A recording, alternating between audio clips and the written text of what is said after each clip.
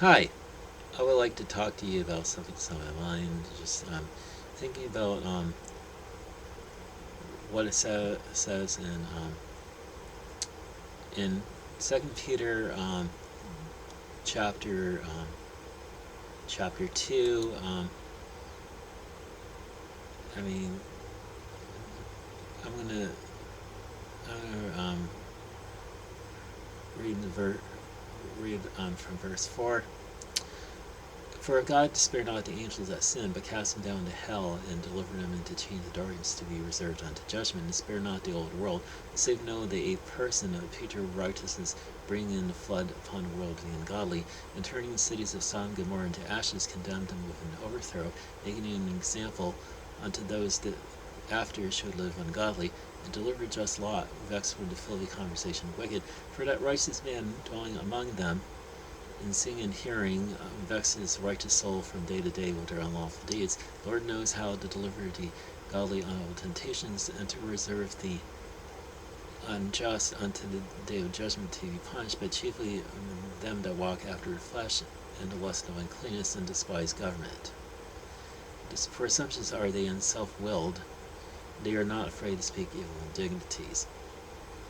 Now, the verse I want to point out is verse 8, where it says that that the righteous man, talking about Lot, dwelling among them, people in Sodom, and seeing and hearing vexes righteous soul from day to day of their unlawful deeds.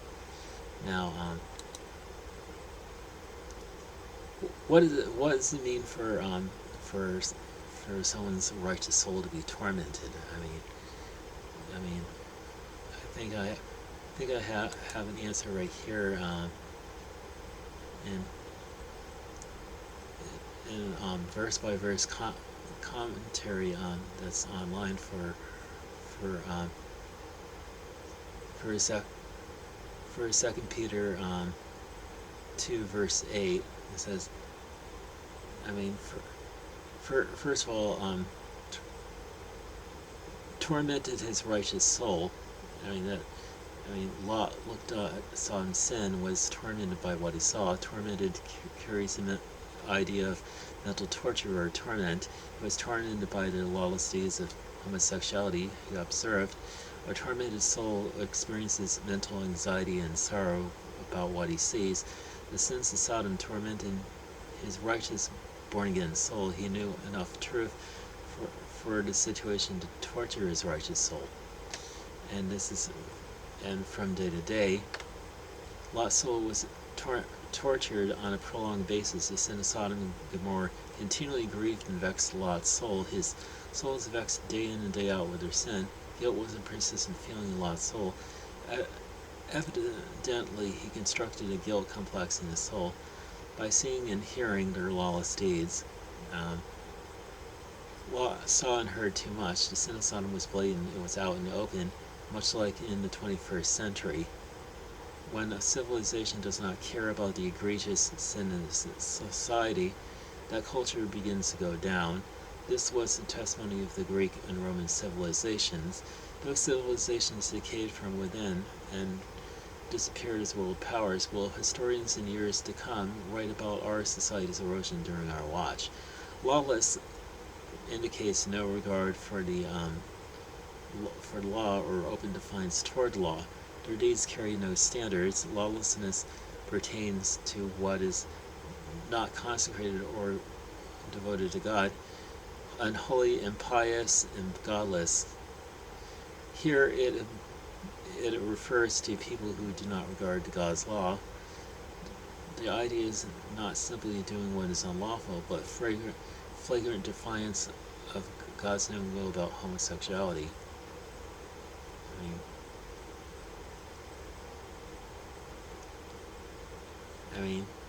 Principle shared here is a principle of victory over sin is not to build a platform for sin so that sin can gain a foothold in our lives personally or in society. And application, Lot was vexed, but not vexed enough to pick up his belongings and leave Sodom. He evidently didn't care enough for his girls and wife to go when he should have. Are you in a situation where you are dwelling too long to compromise with biblical convictions? Get out of that. Get out of the problem and do not allow a platform of sin to develop in your soul. There is a valid separation from sin and even sinners, which is mentioned in 2 Corinthians 6:14. Many young women go into situations thinking that this is an opportunity for some fun, but it's a great pain for them. It would have been better for them to separate from that crowd initially. And yeah, that's what having your having your righteous soul being tormented means. It means having to put up with living in a society that's basically so sick with sin, that's so flagrant with their sin, that's just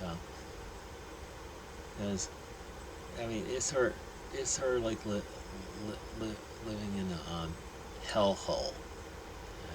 Just just you're constantly it's constantly crap show of sin that goes on day in and day out, and is basically never ending, and it's, you just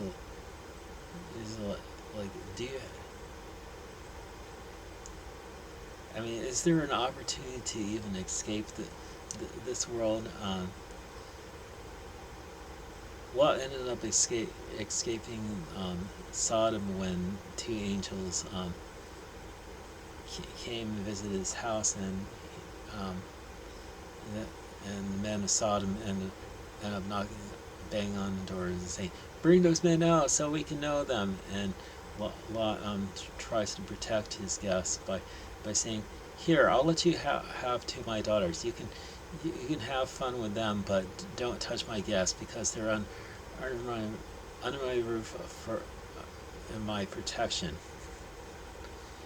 And they say, "Get out of the way! You came here to sojourn, and now you want to be a judge. We'll treat you worse than with them." And then the two angels brought Lot back into the house and struck the men with blindness, so they worried themselves trying to find the door, and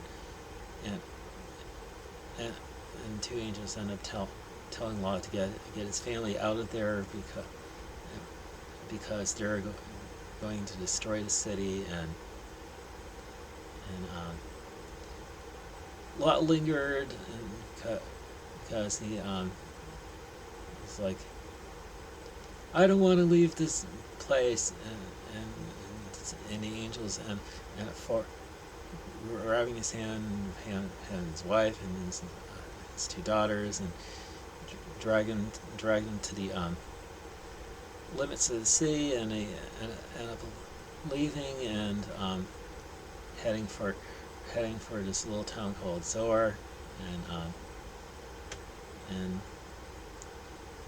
fire and brimstone rained down upon Sodom and Gomorrah, and Lot's wife looked back, and she ended up turning into a pillar of salt because she could.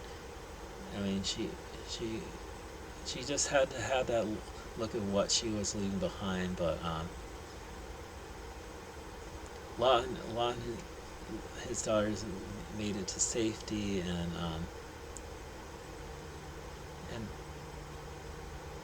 yeah, living in a sinful society can really torture your soul. It's like you're just begging for the Lord to come and set things right, and bring forth His kingdom here on earth, because it's like the world you're living in is beyond saving, and even though the Lord has extended grace, there will come a time when that grace period will end, and he's going to come and judge, and he's going to rid out all the sinners in a world that are defiant in their sin, and in their rebellion against God, and he's gonna he, he's gonna make this world a place for right righteous people to live in. Anyway, that's pretty much all I have to share with you in this video. So have a good day, and may God bless you.